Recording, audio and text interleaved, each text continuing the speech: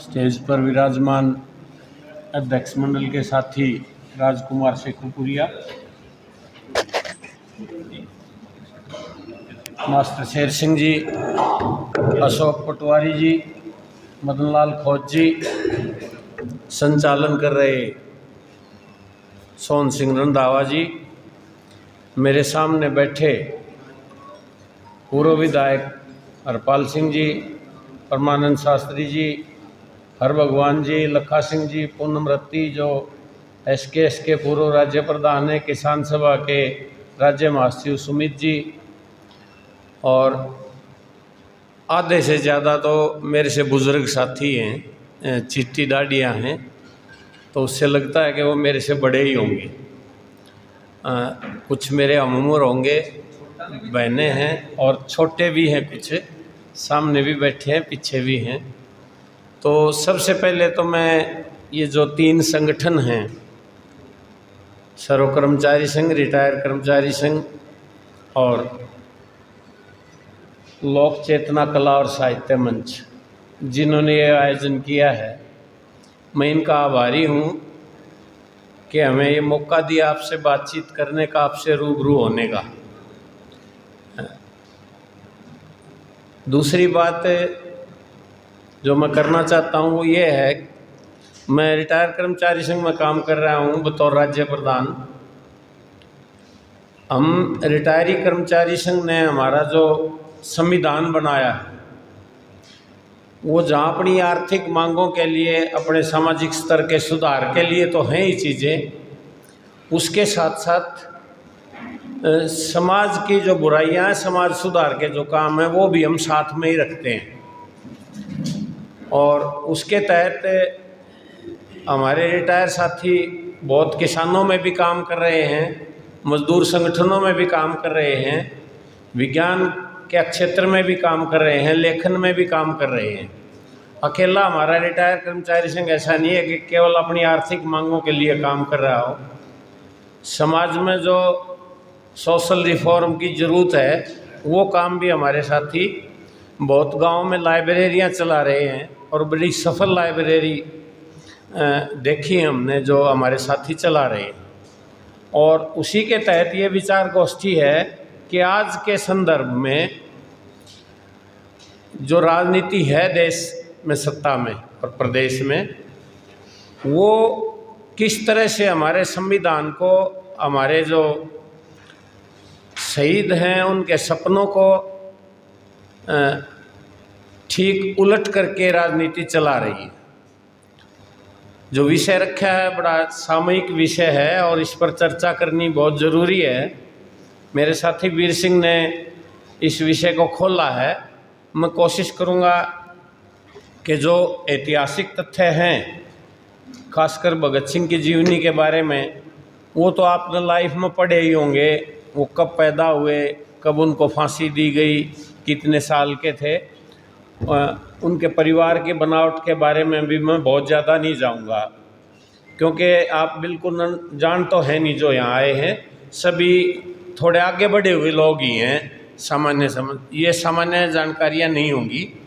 मैं आपसे बात करूँगा भगत सिंह जी के जो राजनीतिक विचार परिपक्वता थी 23 साल की उम्र में, उस पर बात ज़्यादा करेंगे हम। वर्तमान राजनीति जो चल रही है देश और प्रदेश में, उसका जो मुख्य बेस है, वो बेस है लोगों में फूट डाल के अपना वोट बैंक बनाने का। हिंदुस्तान की जनता को वो वर्ग में नहीं बांट रही है, वो धर्म, जाति, भाषा, इलाके के आधार पर बांट रही है, और बिना कोई काम किए देश में, बल्कि देश को ठीक उलट ले जा रहे हैं। कह तो रहे हैं विकास, कर रहे हैं विनाश। पूरा जो ढांचा खड़ा किया हमारी जनता ने सार्वजनिक तौर पर, उसको तहस नहस कर रहे हैं। देश की एकता और अखंडता भी आज उसके ऊपर प्रश्न चिन्ह लगा हुआ है। और लगातार उस काम में ये लगे हुए हैं, कंसोलिडेट कर रहे हैं। इन चीज़ों के बारे में भगत सिंह ने क्या कहा था वो मैं एक बार आपको याद दिलाने की कोशिश करूँगा। ये लोग खुलेआम ये कहते हैं कि हम भारत को एक हिंदू राष्ट्र बनाएंगे। इनको ये नहीं पता खुद हिंदू जो शब्द है वो हिंदी का नहीं है, वो विदेशी भाषा का शब्द है। उस पर जब लोगों ने सवाल किए, कुछ कोर्टों में बात हुई, तो अब हिंदू को छोड़ रहे हैं, अब सनातन पा रहे हैं। कितने दिन रखेंगे मैं कह नहीं सकता, लेकिन 100 साल में इन्होंने देश की आज़ादी में रत्ती भर भी योगदान नहीं है इनका। एक भी आदमी किसी का नाखून भी कटा हो तो, जो आरएसएस में था या जो वर्तमान राजनीति में है, मैं नाखून कटने तक की छोटी ही बात कह रहा हूँ, वो भी शामिल नहीं है। देश की छोटी बड़ी राजनीतिक पार्टियों में, चाहे वह क्षेत्रीय पार्टी में, उनमें भी ऐसे लोग साधारण मिल जाएंगे जो जेलों में गए हैं, जिन्होंने कष्ट झेले हैं, जो अंडमान निकोबार तक, काला पानी तक गए हैं, फांसियाँ सही हैं, परिवार बर्बाद हो गए, लेकिन इनके पास नाम लेने के लिए एक भी नहीं है। केवल एक सावरकर को लेके आते हैं, उसकी ट्रांसफॉर्मेशन आपको पता है किस ढंग से है। शुरुआती 10 साल तो मैं भी मानता हूं कि उनके कष्ट के जीवन के रहे अंडमान निकोबार, जब वो रहे सेलुलर जेल में। उसके बाद आने के बाद तो सारा ही तो जीवन उसका अंग्रेज़ों की सेवा में गया। मतलब उस समय में 40 रुपये सैलरी होती थी डीसी की, और उसने माफ़ी मांगने के बाद जो पेंशन बनी सावरकर की वो 60 रुपये थी। और ये इसको वीर बताते हैं, नाम जोड़ दिया आगे वीर। वो कितना वीर है मैं ज़्यादा उस पर चर्चा नहीं करूँगा, पर ज़्यादा भगत सिंह पे ही बात करेंगे। एक तो ये बात है साथियों कि ये देश किसी एक धर्म जाति का नहीं है। हमारा देश जब आज़ाद हुआ, संविधान बना, तो ये संघ है, राज्यों का राज्य है। उन राज्यों की अपनी विशेषताएं हैं, उनके अपने रीति रिवाज हैं, अपने खान पान हैं, अपने पहनावे हैं। दूसरा सवाल ये है कि आज के माहौल में जिस ढंग का सांप्रदायिक वातावरण इन्होंने पैदा कर दिया, और ये कहते हैं कि सारी समस्याओं का जो जड़ है भारत में वो मुस्लिम है। देश के आधार पर एक कृत्रिम दुश्मनी इन्होंने खड़ा कर दिया जो है नहीं, और ज़्यादातर लोगों को ये जता दिया कि हमारी जो बचपन से जिस ढंग से पालन पोषण है ना, तो बहुत चीज़ें वो ऐसी हैं कि इनको वो खाद पानी का काम दे रही हैं। हम इनकी बातों को बिना पढ़े, बिना जांच पड़ताल करे, बिना तर्क किए, बिना आलोचना करके मान लेते हैं। और इनके पास मीडिया है, अब तो फिल्में बन गई, इनकी फिल्में प्रचार का माध्यम और दंगों का माध्यम बन गई। ये छावा फिल्म आई है अभी, नागपुर में दंगे करवा दिए। तो ये इन सब का इस्तेमाल कर रहे हैं अपने राज को करने के लिए। लेकिन एक सवाल हम पर बुद्ध नागरिक हैं, लगभग 26-27 करोड़ मुस्लिम होंगे इस देश में। क्या 26-27 करोड़ लोगों को देश निकाला दिया जा सकता है? और कौन देश शरण देगा इतने लोगों को? 1-2 आदमी को राजनीतिक शरण देना मुश्किल है। बांग्लादेश की प्रधानमंत्री को भारत ने शरण दे रखी हो, सवाल का निशान बना हुआ है। क्या 27-28 करोड़ को कोई देश शरण दे सकता है? ऐसा धरती पर कौन सा देश है जो इतने लोगों को रख सकता है? उनकी अपनी आबादी नहीं है, इतनी छोटे छोटे देश हैं यूरोप में। दूसरा सवाल यह है कि क्या इतने लोगों को मारा जा सकता है, खत्म कर दें? आज के इस सभ्य समाज में ये भी संभव नहीं है। तो ये दोनों इम्पॉसिबल बातें हैं, फिर भी ये टारगेट क्यों बना रहे हैं? क्योंकि ये राज करने की सीढ़ी है इनकी। वोट बिना काम किए कंसोलिडेट हो रहा है। आज यूथ के लिए रोजगार नहीं है, सरकारी ढांचा बचा नहीं, कानून व्यवस्था बची नहीं, महिलाओं की कोई सुरक्षा नहीं है, खेतीबाड़ी का विनाश हो गया है, उद्योग धंधे चौपट हो गए हैं, किसान वैसे ही नहीं उठे थे। देश में जो आंदोलन चला 13 महीने, 700 किसानों की शहादत है, वो क्या कह रहे थे? क्या वो मोदी की कुर्सी मांग रहे थे या मनोहर लाल खट्टर की कुर्सी मांग रहे थे? क्या वो टिकट मांग रहे थे MP MLA की? वो ये कह रहे थे कि हमारी जमीनें हैं, ये सुरक्षित रहनी चाहिए। खेती और नस्ल बनाने का नारा निकला उस आंदोलन से कि खेती बचाओ नस्ल बचाओ, वो वैसे ही नहीं निकला। और वो अपने देश की राजधानी में बात कहने जा रहे थे,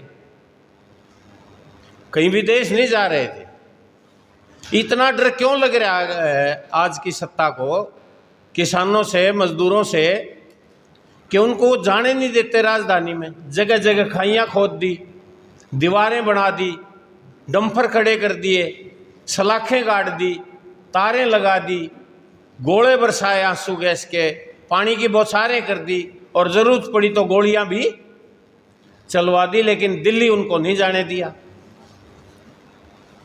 वो MSP की मांग कर रहे हैं ना। ये क्या चाहते हैं? ये चाहते हैं सारी जमीन कारपोरेट पर जाए, उनके बड़े बड़े लाखों एकड़ के फार्म हाउसेज हों, और आप वहाँ मजदूरी करें। हिंदुस्तान के किसान वहाँ सस्ते मजदूर हों, हिंदुस्तान के अनपढ़ बच्चे रह जाएं, शिक्षा तहस नहस हो जाए, उनके कारखानों में वो सस्ते मजदूर का काम करें। ये नई शिक्षा नीति में इन्होंने प्रबंध कर दिया है, वो ढांचा भी बदल दिया और विचार भी बदल दिया। मैं ज़्यादा शिक्षा पर नहीं जाऊंगा, केवल मोटी बात कह रहा हूँ कि ढांचा बदल दिया जो स्कूलों का था। अब स्कूली शिक्षा 12 साल की नहीं है, 15 साल की हो गई है। शिक्षा महंगी हो गई है, शिक्षा का सांप्रदायिकरण कर दिया इन्होंने, पाठ्यक्रम बदल दिया। पूरे पाठ्यक्रम से जो मुगल काल है या मध्यकाल कह सकते हैं, उसको निकाल दे। पूरा ढांचा है, मेरा सिर छोड़ दो, टांगे छोड़ दो, धड़ अलग कर दो, क्या मेरी शक्ल एक मानव की रह जाएगी? अगर हमारे इतिहास में से 600-700 साल का इतिहास गायब करते हैं ये, तो जो बच्चा इतिहास पढ़ेगा क्या वो पूर्ण बच्चा होगा इतिहास को समझने वाला? क्या वो अधूरे व्यक्तित्व वाला बच्चा नहीं होगा? एक तो प्राचीन काल का पता है, एक आधुनिक का, बीच का उसको पता ही नहीं है।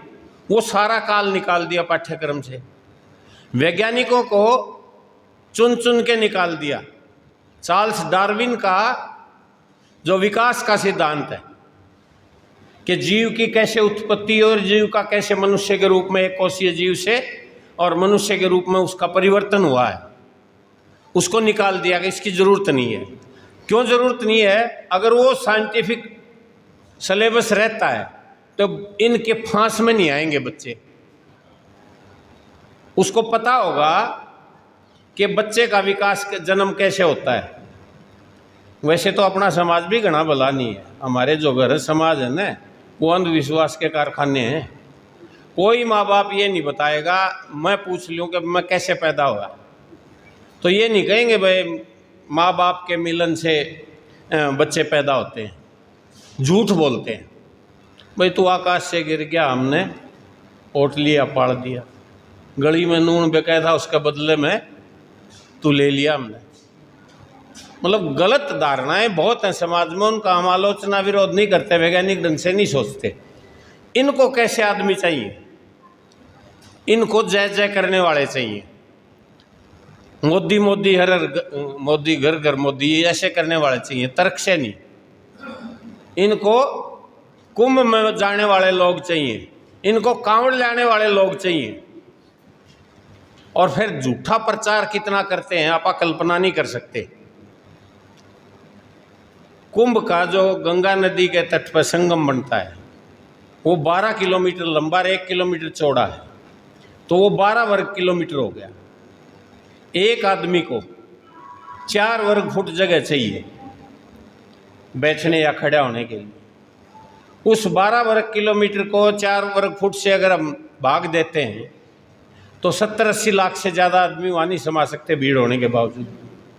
और इनका मीडिया प्रचार क्या करता है? आज 4 करोड़ ने डुबकी लगा ली, आज 5 करोड़ ने डुबकी लगा ली। और दूसरी बात यह है कि वहाँ केवल डुबकी लगाने थोड़ा जा आदमी, वहाँ रहेगा वो, सुबह फारिग भी होगा। दिल्ली में 4 करोड़ आदमी नहीं रहते, पूरे हरियाणा में कितनी आबादी है अपनी? 2.5 करोड़। नई जनगणना हुई नहीं है, इन्होंने करानी चाहिए थी।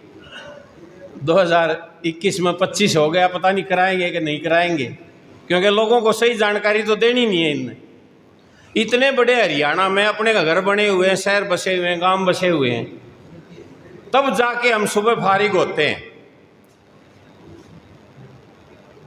वो एकले गंगा के तट पर इतने लोग कहाँ टट्टी पेशाब करते होंगे? 4 या 5 करोड़। और नहाते हैं ना, तब क्या उस गंगा में पेशाब नहीं जाता? आदमी जब नहाता है तो हाजत वैसे ही हो जाती है, पेशाब की बाल्टी जब सामने होती है। और नहा के देख लो अपने जोड़ में, नदी में, नाले में आड़े, तो वो पानी साफ रहता है कि नहीं रहता? नहाने योग्य पानी रहता है क्या गंगा का? वो जो हमारे घरों में नलों में पानी आता है उससे भी गंदा पानी है। और वैज्ञानिकों ने बता दिया कि ये नहाने और पीने के योग्य नहीं, इसमें बैक्टीरिया, वायरस है। उन वैज्ञानिकों के 100 काज नोटिस जारी कर दिए कि तुम गलत कह रहे हो, यो हमने जांच करा लिया, ये नहाने और पीने के योग्य पानी है। इस तरह के भगत चाहिए, उन पर फूल बरसाते हैं ये।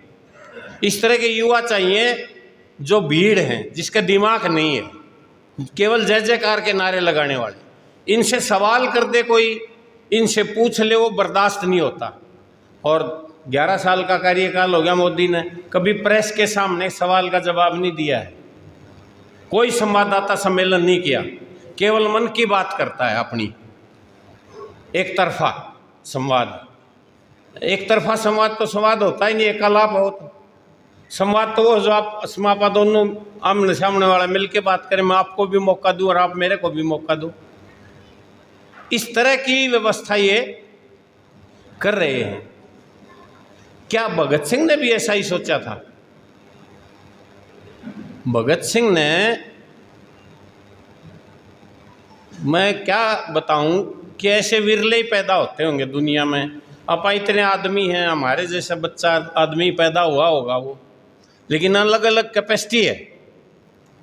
23 साल की उम्र में दुनिया के हर भाषा के जो 300 ग्रंथ हैं ना, जिनमें क्रांति की कहानियाँ हैं, प्रगतिशील लेखन है, वो उसने पढ़ दिया। मार्क्स को पढ़ा उसने, लेनिन को बहुत ज़्यादा पढ़ा, गोर्की को पढ़ा, टॉल्स्टॉय को पढ़ा, इटली के क्रांतिकारियों को पढ़ा, फ्रांस के क्रांतिकारियों को पढ़ा, और बहुत प्रगतिशील साहित्य उसने पढ़ा। और पढ़ने के बाद ऐसा नहीं है कि वो पढ़ा कोई अच्छा था, वो लेखक भी बहुत अच्छा था। 400 पेज की तो डायरी है भगत सिंह की जेल की, वो बाद के लेखकों ने, उसके साथ के जेल वालों ने लिखी हैं। शिव वर्मा की है संस्मृतियाँ, खुद भगत सिंह के लेख हैं। मैं नास्तिक क्यों, युवा राजनीतिक कार्यकर्ताओं के नाम पत्र, सांप्रदायिक दंगों का इलाज, जब तो वो जेल में भी नहीं थे और बहुत ही व्यस्त भी नहीं हुए थे। ये लेख तो कीर्ति में तब छप गया था उनका कि सांप्रदायिक दंगों का क्या इलाज है। तो भगत सिंह ये मानते थे कि मनुष्य सब बराबर हैं, जातिवाद के कट्टर विरोधी थे। और जेल का उनका उदाहरण है, उनका जो सेवा करता था, सेवादार सफाई करता था कोठड़ी की, उससे बहुत प्यार करते थे। और अंतिम जब फांसी का उनका आदेश हुआ तो ये हो गई भाई क्या इच्छा है, तो उसने कहा कि मैं आपके हाथ का खाना खाना चाहता हूँ, आप बना के लाना कल। लेकिन ब्रिटिश गवर्नमेंट ने 24 मार्च की बजाय 23 मार्च को ही फांसी दे दी, एक दिन पहले। और वो जो उनका सेवादार खाना लेके आया था भगत सिंह, वो खाना खा नहीं पाया। सांप्रदायिकता के कट्टर विरोधी थे भगत सिंह। उन्होंने सांप्रदायिकता के दंगों का इलाज बताया अपने लेखों में। उन्होंने सांप्रदायिकता के दंगों का इलाज बताया कि राजनीति को धर्म से अलग कर दो। राजनीति का धर्म का कोई संबंध नहीं है। हमारे वर्तमान शासक क्या कहते हैं कि हम धर्म आधारित राष्ट्र बनाएंगे। आज़ादी की अपनी जो लड़ाई लड़ी गई, उस लड़ाई में जब संविधान बना और भारत कैसा देश होगा, उसमें स्पष्ट कहा उन्होंने। बहुत बहस हुई संविधान बनाते हुए, उसमें सभी तरह के रिप्रेजेंटेटिव थे, जनता के रिप्रेजेंटेटिव थे, राजे रजवाड़ों के भी रिप्रेजेंटेटिव थे, हिंदुओं के मुस्लिम के भी रिप्रेजेंटेटिव थे। किसी ने कहा अल्लाह के नाम से शुरू कर दो संविधान को, किसी ने कहा भगवान के नाम से कर दो शुरू, किसी ने कहा ओम के नाम से शुरू करो। लेकिन डॉक्टर अंबेडकर ने क्या कहा कि ये तीनों ही गलत होंगे, इसको शुरू करो हम भारत के लोग। और हम भारत के लोग का मीनिंग क्या है कि भारत के सभी लोग जो इस धरती पर पैदा हो गए, चाहे वो किसी धर्म का है, किसी जाति का है, किसी रंग का है, कोई भाषा बोलता है, किसी इलाके में रहता है, चाहे चोटी बड़ी रखा है या नहीं रखता, दाढ़ी रखता है या नहीं रखता, पग बांधता है या सिर फुल्ला रहता है, मर्जी है उसकी, वो सभी लोग भारत को एक लोकतांत्रिक संपूर्ण